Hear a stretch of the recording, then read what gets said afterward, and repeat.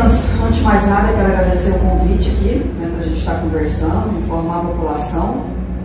O intuito jamais é expor algum caso ou de forma alguma atrapalhar as investigações, mas a gente sabe que em Nova Chavantina está acontecendo muito casos de abusos a crianças. Vocês, como do Conselho Tutelar, o que vem acontecendo em Nova Chavantina? Então, já tem desde o início do ano, sempre tem, infelizmente sempre tem. Mas a gente resolveu conversar agora porque desde o início do ano esses casos vêm aumentando, né? Tá sempre um caso, aí vem daqui a pouco mais 2 casos. Então, assim, de basicamente 3 meses para cá, foram 6 casos. 6 casos suspeitos. Dentre esses 6 casos, 2 foram confirmados, com consumação. Então, a gente precisa conversar e alertar a população. E qual a idade ainda dessas crianças, gente? Tem o quê? Entre 4 a 10 anos. De 4, mais novinha, de 4 a 10 anos. E o abuso partiu por parte de familiares? De quem? Sempre uma pessoa perto, né? Sempre. Padrasto, tio, primo, vizinho. Sempre é mesmo o pai, né? Então é complicado, é uma situação difícil. Agora assim, a gente teve tio, os últimos, né? Vamos contar dos últimos para cá. Que teve um tio, teve uma pessoa que não é família biológica, mas é próximo, e agora 2 casos foram padrastos. Meninas, e tem horário, local, às vezes que o agressor usa para fazer esses abusos? Vocês já perceberam isso? No caso, assim, que foi relatado para a gente, eram os momentos em que a mãe saía ou estava trabalhando, ou fazendo até caminhada, né? Dar uma voltinha, no caso que a gente está falando de padrasto, né? Os relatos é assim, mas você fica todo o tempo com a sua filha, com o seu filho em casa? Não, eu trabalho todo dia. Mas aí, de noite, vem, vai fazer uma caminhada, e quer estar junto, né? Depois do serviço, é quando acontece os abusos. Tem até os casos onde a importunação, que também o abuso, onde às vezes a mãe está ali na cozinha fazendo o almoço, fazendo a janta, e a criança está ali com o tio, com o padrasto, com o pai, e ali ele está mostrando vídeos pornôs, a criança está sentada no colo, ele está passando a mão, ele está falando coisas com a criança, então isso está acontecendo muito também. E a mãe olha, está assistindo o vídeo, tá coisa normal. E isso tudo são relatos das crianças, né? São relatos assim, espontâneos, que elas fazem com uma pessoa de confiança, pode ser o professor, pode ser o psicólogo, né? Que ela é atendida, e ela relata essa situação, passou a mão nas minhas partes íntimas, quando estava no colo. E assim, são cuidados que muitas vezes a pessoa, quando ela está contando, e aí vai chegar a contar para o responsável, ele não acredita nisso. Aí vem o pior, né? Porque aí continua acontecendo as violações. Nós tivemos dois relatos que essas denúncias chegaram até nós, porque a criança, um adolescente, a criança, conta para a coleguinha dentro da sala de aula, a coleguinha chega em casa e conta para a mãe. Aí a mãe nos faz a denúncia, um relato para a gente. Pede para ser anônimo, né? Porque até é grave, as pessoas têm medo.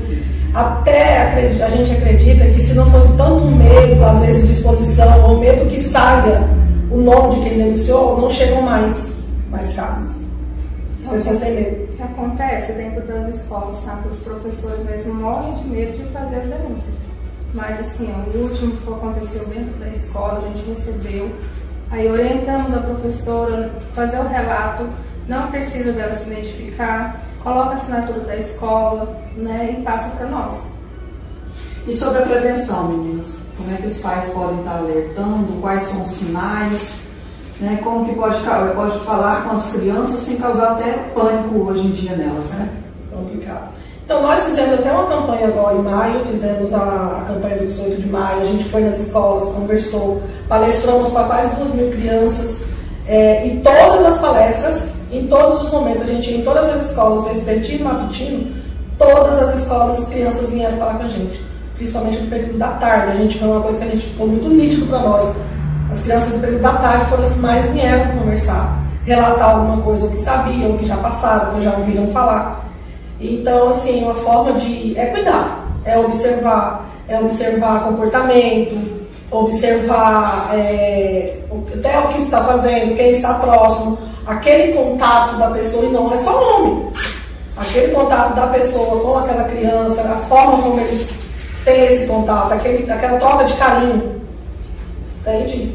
Então, assim, a prevenção é principalmente a conversa, né? Quando a gente faz as palestras, a gente fala do sinal, do semáforo, as partinhas vermelhas, o amarelo, o verde. Então, o pai e a mãe tem que ter uma conversa aberta com os filhos. Tem que falar que não pode, se alguém mexer, tem que vir, tem que correr, tem que contar com a professora, tem que contar com o pai. É importante isso. E na hora principal é o pai ou a mãe, né, o familiar, acreditar. E não deixar, né, de correr e buscar por alguma ajuda psicológica. E assim, os sinais são criança que faz xixi na cama, né? Que é criança retraída, que não conversa na escola, fica no cantinho, isolada, são sinais de que ela está sofrendo alguma negligência em casa, e principalmente um abuso. Então, assim, são casos, a gente que vivencia, ninguém sabe, assim, mas o Conselho Tutelar passa por situações muito difíceis. Muitas vezes a gente encaminha para a rede lá na frente, mas não é aquela, como se fosse acontecer rapidamente e aquele agressor for preso, não. É um trabalho assim, vai demorar, vai na polícia, vai no Ministério Público, vai no juiz, e muitas vezes... Porque até quando a gente fala o que aconteceu, a primeira coisa que as pessoas perguntam, está preso? E nem sempre é assim, porque até então são suspeitos. Até então é suspeita, mesmo quando o caso, esses últimos agora, que foi confirmado, mas até então a pessoa é suspeita. Tem que se provar que foi ele. Então, e aí a gente até ouve, mas vocês não vão fazer nada? Sim, nós estamos fazendo. Nossa parte a gente está fazendo. É porque a gente não é assim polícia, a gente não, não chega a ser investigativo, mas acaba fazendo sim a parte. Porque muitas crianças acabam revelando espontaneamente uma situação junto da gente e a gente acaba passando essa situação à frente. Mas é cuidado, pai e mãe tem que ter cuidado redobrado. Não deixar a criança peladinha no portão, porque às vezes a gente recebe denúncia de criança que fica pelada, sem calcinha, menina, em frente ao portão. Por quê? Porque existem pessoas maldosas, pessoas que passam, né, na frente da sua casa e intencionalmente pode querer fazer um mal. Qual é o tratamento que essa criança recebe após ela sofrer um abuso sexual? A gente faz todo um trabalho com a rede. Nós recebemos aqui, fazemos o encaminhamento, já encaminhamos para a polícia. Para lá da polícia, normalmente a mãe está junto, ou o responsável que estiver junto, já registrar um boletim de ocorrência, para que esse suposto abusador já seja retirado da casa. Ele tem que ser retirado, não vai preso, mas lá ele não pode mais ter o contato. Encaminhamento para o CREAS, que é assistência social, psicóloga, já faz todo o atendimento. É feito o corpo de delito, nós temos o perito, ele faz o corpo de delito. Quando a gente não consegue aqui na cidade, vai para a Gobô, que é a Politec lá, né? E aí, a partir daí, é os cuidados. Igual esse último agora, a gente está acompanhando diariamente, a gente está indo sempre, está olhando as crianças como que estão. Até hoje a gente vai ter uma reunião agora com o CREAS para ver mais a fundo a situação das crianças, como fazer. E quando não tem ninguém da família que precisa ser retirado, a gente leva para o abrigo. Mas aí é quando não acha outra pessoa contar nessa situação. Mas até então, se tem alguém da família que está cuidando, é toda a preservação da criança, né, da imagem da criança, para que não saia. A gente tem que dar a notícia, mas não expor. E acompanhamento psicológico, todo o tratamento. Qual o papel da comunidade? O que a comunidade pode ajudar nesse momento para prevenir e acabar um pouco também desses abusos? Denunciar, porque às vezes tem pessoas que têm medo de fazer denúncia, né? E aí acaba sendo omissa na situação. Então existe o telefone do Conselho Tutelar, existe o Disque 100, né? Você pode ligar lá, não é identificada a pessoa e ainda vai para a Polícia Civil, vai para o Ministério Público e chega até o Conselho Tutelar. Então é importante. Qual o tipo de telefone, gente? O do Conselho Tutelar é o 966... Ah, peraí. 9665 9641. Isso, 9665 9641. 9641. Na verdade, quando a gente fica sempre nos grupos de WhatsApp da cidade, sempre estão falando com a gente. E assim, se é uma denúncia, a gente está pronto para atender qualquer hora. E assim, é o que mais esbarra no nosso trabalho. Porque se não denunciar, a gente não tem como fazer nada. Tem que ter a denúncia. E quando a pessoa fala, não quero identificar, ela não vai ser identificada. De forma alguma. Temos o Disque 100 também, que pode ser feito, a pessoa não se identifica. Quando ela faz o Disque 100, vem para o Conselho Tutelar, vai para o Ministério Público, vai para a Polícia Civil, todos recebem. Eu vou deixar no rodapé da matéria aqui todos os telefones. Obrigado. A Notícia em Foco está sempre aberta ao esclarecimento de vocês. E a gente agradece.